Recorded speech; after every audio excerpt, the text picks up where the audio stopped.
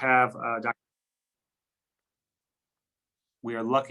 Dr. Antonio Viruez-Soto speaking to us from La Paz, Bolivia. He is going to be talking about the Bolivian COVID-19 experience and treating acute respiratory failure at altitude. So just a brief introduction. Dr. Viruez-Soto is currently the Chief of Critical Care at Hospital Agramont. He is also the Chief of the Department of Critical Care Support at Hospital del Norte. Both are in La Paz. He is also the Vice Director of the Department of Critical Care Medicine within the Latin American Thoracic Association. So we are looking forward to working with Dr. Viruez-Soto and really appreciate him taking his time to give us this talk from the other side of, from the Southern Hemisphere. So Dr. Viruez-Soto, I'll leave it to you. Okay, thank you very much, Dr. Capile. I just want you to confirm, do you hear me? Do you see me? Yes, we do. Okay, I'm going to share my screen. Can you see the presentation? Yes, we can. Okay, so we are going to start. Good afternoon to you all. First of all, I would like to introduce myself. I'm a Bolivian intensivist working in El Alto, or the Heights in English. I've achieved the specialty in critical intensive care medicine in Bolivia in 2013. I achieved a high specialty in critical care in obstetrics in Mexico in 2015. I also achieved a master's degree in bioethics in Valladolid, Spain in 2017. Nowadays, I'm part of the Mechanical Ventilation Committee of the Pan American and Iberian Federation of Critical and Intensive Care Medicine, and I am the Vice Director of Critical Medicine Department of Latin American Thoracic Association, ALAT. I want to thank this opportunity to share our experience in COVID-19 with two important characteristics. Bolivia as a lower middle income country, as well as a country with regions located at a very high altitude context in these grand rounds of the Institute for Critical Care Medicine at the Mount Sinai Health System in New York.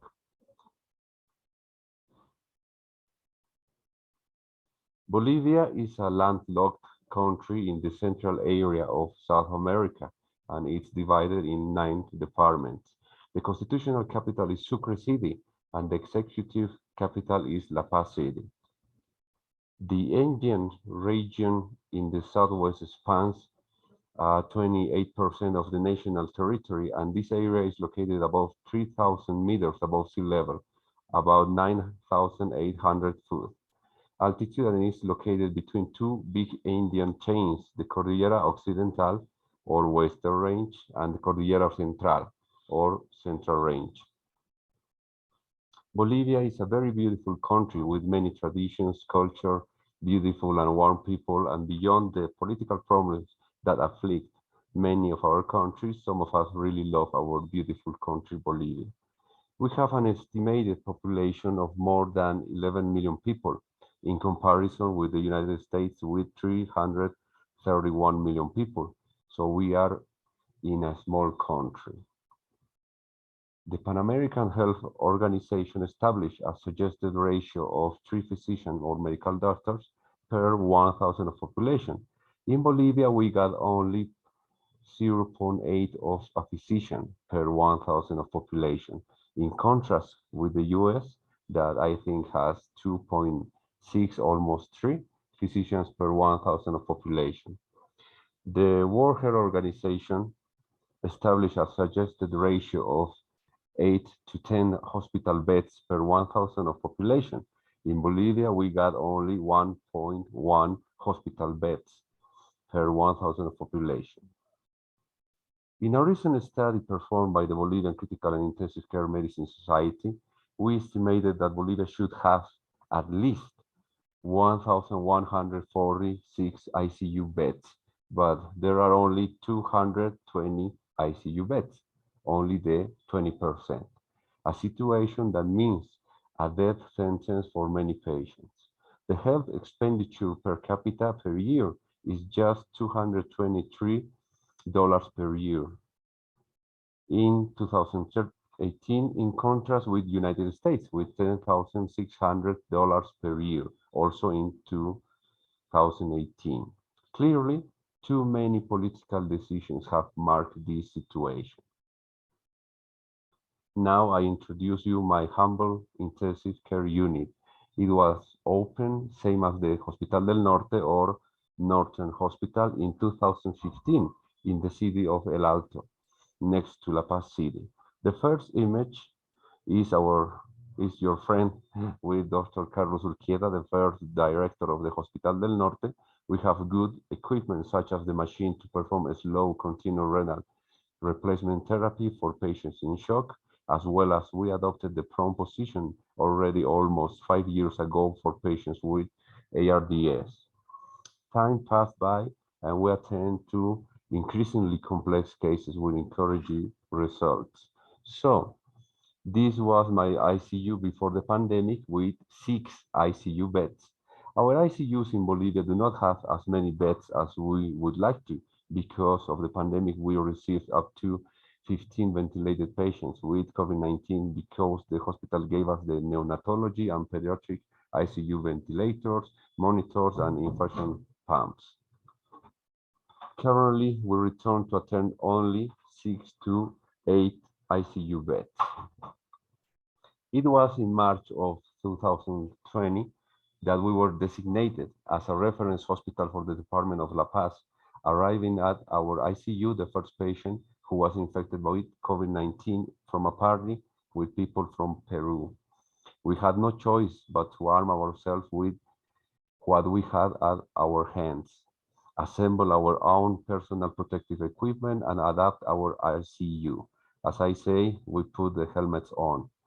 We had to communicate even through a slit, through a thin wood door with a blackboard.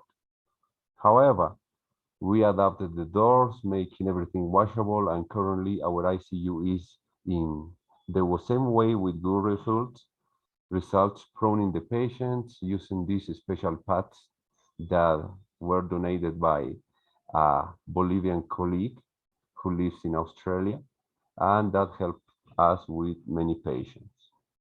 We also have had good experience with the use of non-invasive ventilation, since according to our data, 20% of patients manage to dodge invasive ventilation, even with the risk of aerosolization to health personnel. In this regard, no ICU personnel died from COVID-19. However, we must mention that almost 70% was infected at some point in time.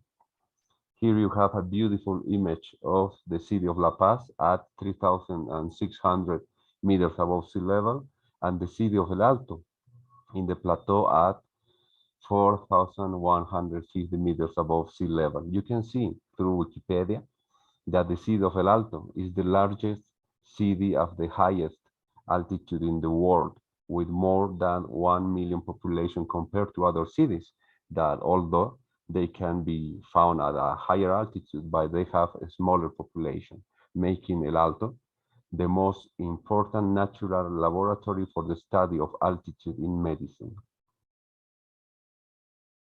We have the oxygen cascade at sea level with 760 millimeters of mercury, to which we must subtract 47 millimeters of mercury from the water vapor pressure, leaving 713 millimeters of mercury, of which just 21% results in an inspiratory oxygen pressure of 150 millimeters of mercury, a pressure gradient that allows oxygen to penetrate to the mitochondria, to couple to oxidative phosphorylation and generate energy, compared to hypobaric hypoxia or barometric hypoxia that occurs in this case at 4,150 meters above sea level, of 47 millimeters of mercury of the water vapor pressure is subtracted, leaving 406 millimeters of mercury effective, of which 21% corresponds to an inspiratory pressure of oxygen of only 85 millimeters of mercury.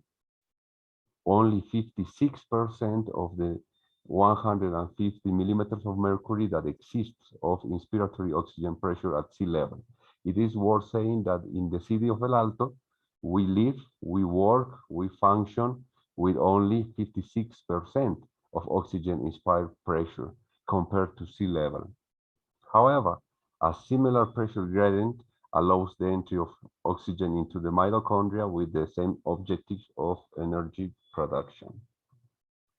In this way, we participated in the national management guidelines for COVID-19 in Bolivia, requesting that these particular characteristics be taken into account and registered in the guidelines, emphasizing that the criteria for mild, moderate, and severe ARDS corresponds at 4,150 meters above sea level to a Kirby's index of 180, 120, and 60, instead of 300, 200, and 100, respectively.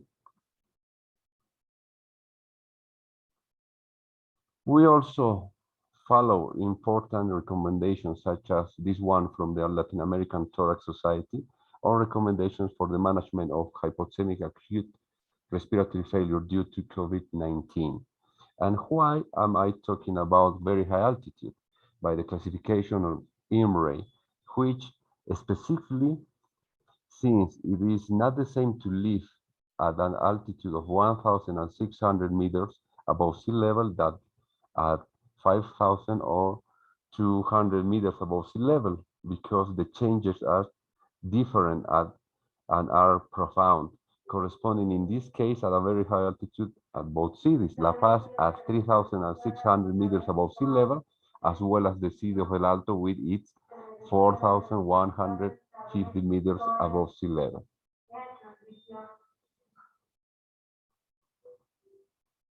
That is why we investigated the normal values for permanent residents of the city of El Alto, finding these values, emphasizing the trend towards alkalosis, as well as a normal PO2 less than 60 millimeters of mercury, PCO2 lower than the 30 to 40 millimeters of mercury reported at the coast level, bicarbonate of 20, and oxygen saturation of 91.7%, with limits between, particularly between 89 to 95% as objectives that we should consider for our patients.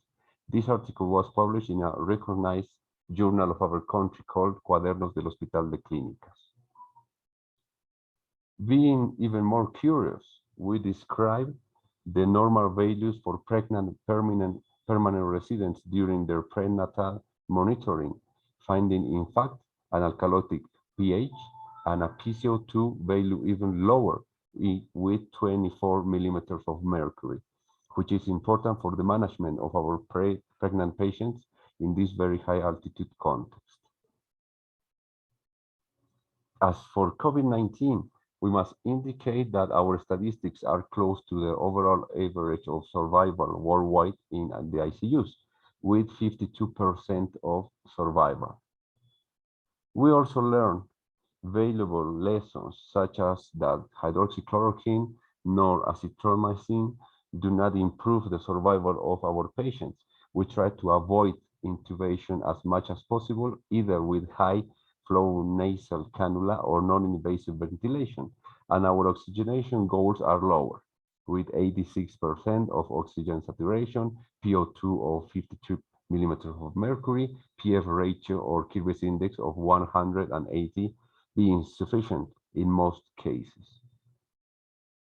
I always try to highlight the important work and the commitment with the life of the population of my hospital personnel, because although other hospitals rejected many patients with COVID-19, the Hospital del Norte was the first hospital to perform cesarean sections, neurosurgeries, hemodialysis in confirmed COVID-19 patients in La Paz and in Bolivia. We also developed a hospital journal called Imaraña, that means discover in Aymara, is one of the different official native languages in Bolivia, to report our findings as a reference center. reporting the now best described relation to lymphopenia and mortality with a value below than 1,500 per millimeter, as well as C-reactive protein as prognostic variables. The way in which patients arrive at the hospital and the findings in the chest tomography highlighting bronchiectasis in 13% as frequent findings at altitude, along with another report from Ecuador. We reported also cases of COVID-19 acute hemorrhagic necrotizing encephalopathy. And this is the first case of pregnancy and COVID-19 in our environment with adequate evolution. This is our second volume of the journal in which we already reported the value of the Kirby index of ratio, or the PF ratio of 90 to prone patients compared to the recommended 150 PF ratio suggested in the international literature, as well as cases of spontaneous pneumothorax and pneumomediastinum in COVID-19 at very high altitude. In a very interesting way, there are two positions about the effect of altitude on ARDS. Before the pandemic, we carry out this research in countries such as Ecuador, Colombia, Peru, Bolivia, comparing the evolution of ARDS in coastal cities and cities of altitude, because some colleagues may assume that, at one hand, some colleagues may say, as the residents of altitude already live in chronic hypoxia, they are more fragile and they could die faster. And in the other hand, some colleagues may say, as the residents of the altitude live in chronic hypoxia, they tolerate hypoxia better and do not die as much as people living in lower cities. Well, the result of this study show that altitude does not kill by itself, but the severity of the disease expressed in the Apache 2 scale, that is, the magnitude of acute disturbs as well as comorbidities and age, determines the evolution. So we perform a similar study, also published in the journal called Respiratory or Breathe of Latin American Society, Thorax Society, on the mortality of COVID-19 according to altitude level, finding also that mortality does not differ depending on altitude in COVID-19. So altitude is not bad or protective in ARDS. It depends on the severity of the illness. And we also dared to carry out this study on mortality of COVID-19 in pregnant patients, finding a mortality of up to 15%, which is very high even for Latin America. Finally, we also dared to look forward and publish in international journals in English, as we described the erythropoietin, or EPO, as a variable of adaptation to altitude and its low values associated with high mortality in COVID-19 patients, suggesting a certain role within the treatment in patients with hypoxemic acute respiratory failure, at least at altitude, which motivated us to continue studying this finding. He is a neurosurgeon from a hospital who was intubated for 12 days. And fortunately, we managed to recover him from the ARDS due to COVID-19. He expressed, "I woke up, I have health, I am alive, thank you very much, my God." Here you have your friend entering the isolated area for COVID-19 patients. And a part of my work team, including resident doctors and the support of some authorities in our country. So, the objective of this lecture is to insist that critical care medicine must also be individualized. We are currently looking for the publication of an article that we are developing during the pandemic, finding that the goal of hemoglobin saturation by pulse oximetry is associated with better evolution is between 89 to 93% as a therapeutic objective associated to better survival at very high altitude, being in this way an individualized, custom-made suit for very high altitude dwellers or residents.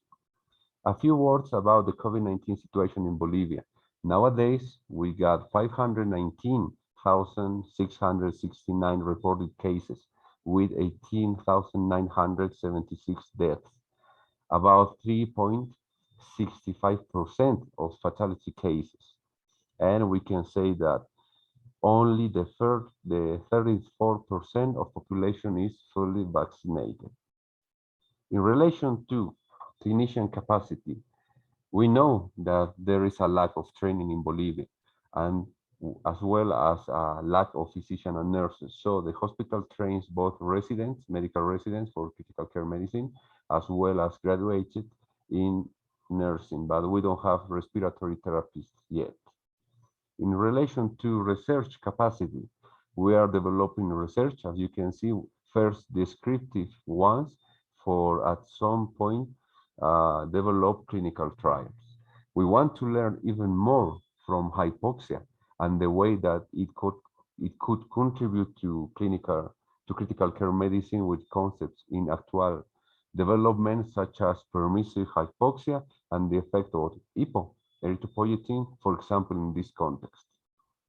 Finally, in relation to resource capacity, I believe personally that we are not very favorable because as a member of the Bolivian Critical and Intensive Care Medicine Society, we continue to make the request for the granting of resources, medicines, personnel, hospitals, and everything that Bolivia needs to improve in its health system without favorable political answers. So we have to work with everything we can count on in our ICUs nowadays.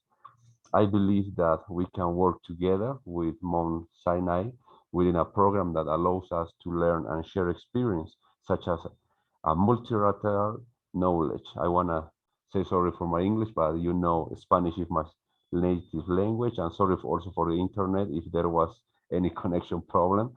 I want to thank Mrs. Gokul, Dr. Capillet, Dr. Manuel Vaz, Dr. Jose Luis Sandoval, and all the marvelous people that gave me this opportunity to share some of the information of this lecture in these great ground rounds of Mount Sinai.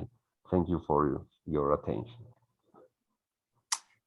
Thank you so much, Dr. Viruez-Soto. It's really amazing to see how your experience sort of compares with ours. I think there's so many similarities and thinking about the effects of altitude on respiratory failure is something that I think my colleagues and I almost never do. So I wanted to open it up to questions from the group and let anybody sort of just ask away if there are any questions.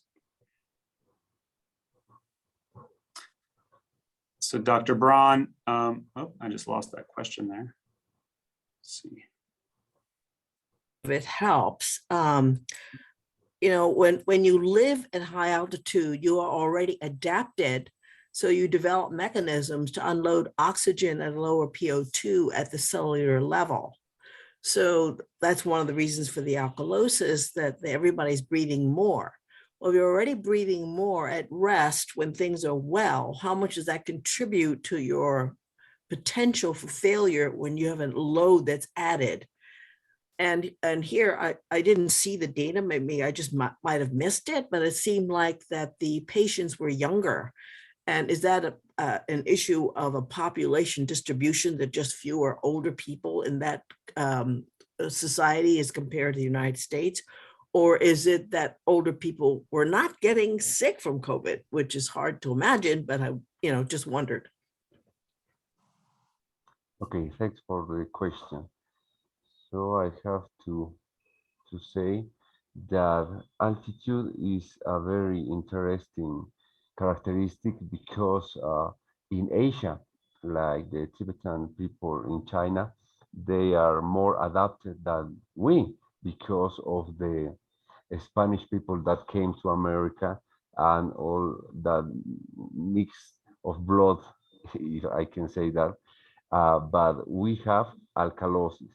We have a higher respiratory rate. We have some changes, like you can see in the arterial blood gas analysis, but we are alive. and that allows us to live.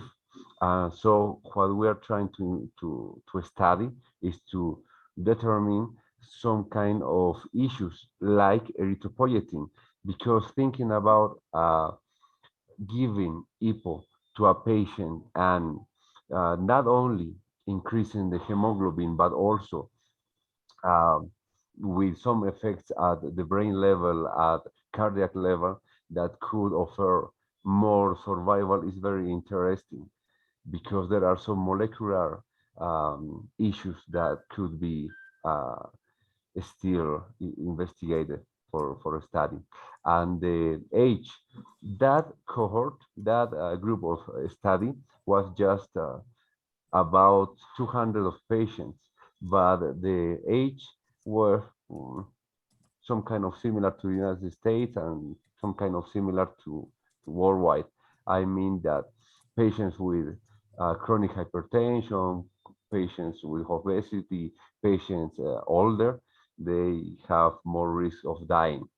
Uh, that was just the mean age, the average of age, but we have in a detail, in details, the same ages that worldwide.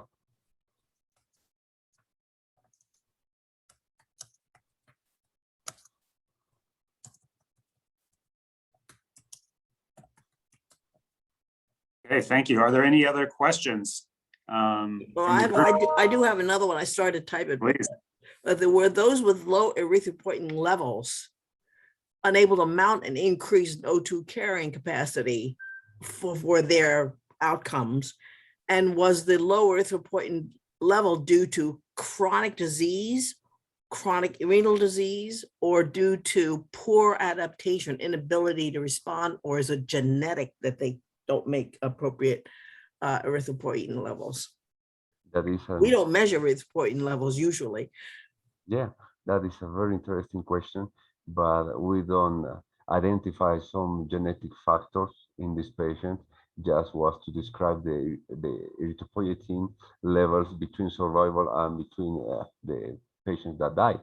In that sense, there are so many facts that could contribute, like you said, the genetic factors, like some chronic renal diseases, like administration of blood products before.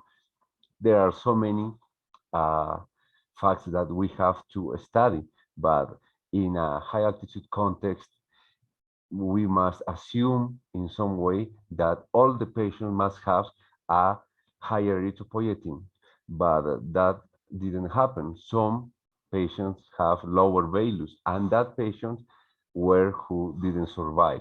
I think that finding is very interesting, and we must getting closer to investigate and to study that kind of issues too, about genetic factors, about all the blood products that could have received previously.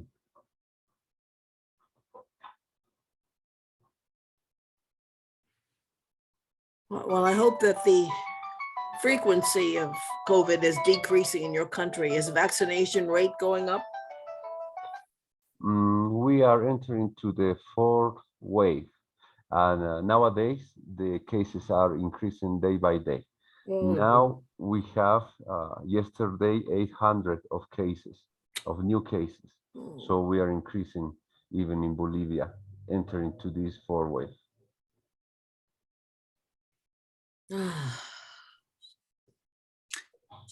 Antonio, as we have a little bit of extra time, I'm wondering if you can talk a little bit about what critical care training is like in Bolivia and what the pathways are that exist and how many sort of trainees you work with, and how do people become intensivists in Bolivia, and what's your experience of that? Because I think we work in an American system and are used to that, but I'm curious to hear some of the details about how one becomes an intensivist and what the resources are there.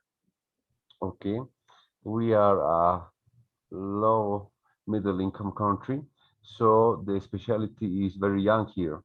We have almost 21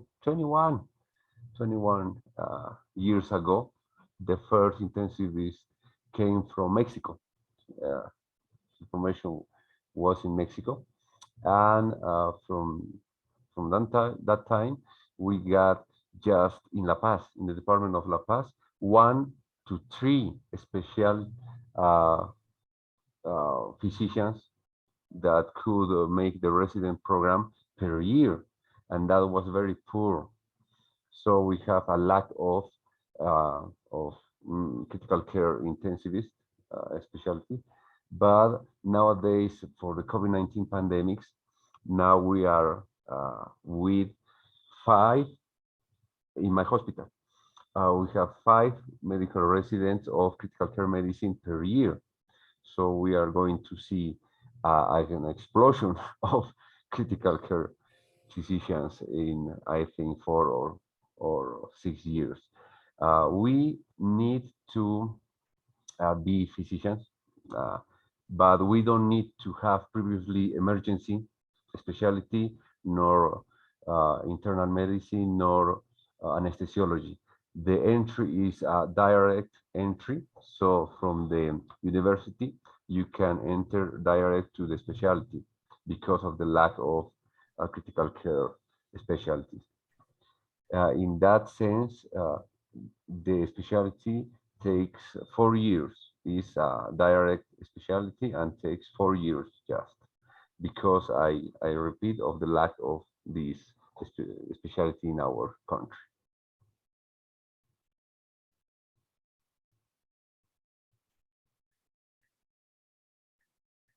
Okay. Well, are there any other questions from the group?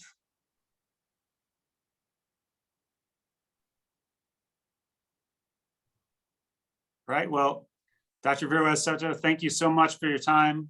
This was a great talk. I'm really looking forward to working with you.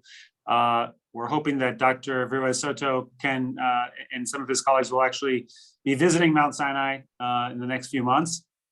And we hope to likewise make a visit to La Paz to see how we can work together and move this relationship forward. So Dr. Viruez-Soto, thank you again. And I'll give everybody a few minutes break before our next meeting at 2. Thank you very much. And really, I want to thank Dr. Capilay for this opportunity. It is a very exciting experience for me. I'm looking forward to visit New York and happy to come and visit us here in La Paz and El Alto. Thank you very much and good afternoon to all you all. All right. Excuse me, we have a message in the chat. It says, I am a nurse, soy una enfermera aquí en Mount Sinai, soy boliviana de La Paz y me encantaría conocerlo cuando venga a visitar. Ah, perfecto, tienen una compatriota mía ahí en Monte Sinai. You have a nurse from Bolivia in Mount Sinai. Great, great. It would be a wonderful opportunity. And her name is? Hi, this is me. I'm here. I just wanted to introduce myself. Buenas tardes, ¿cómo está? Oh, Pamela, ¿verdad? Pamela, Sí. right? Cuando esté por aquí podemos conocernos y le muestro un poquito el hospital. I'm just telling him I can show him around when he's here. I work here at Mount Sinai. Qué agradable encontrar una compatriota. Muchas gracias y seguramente ya nos estaremos viendo. Y mucho gusto. The pleasure is mine. Thank you all and good afternoon. Thank you.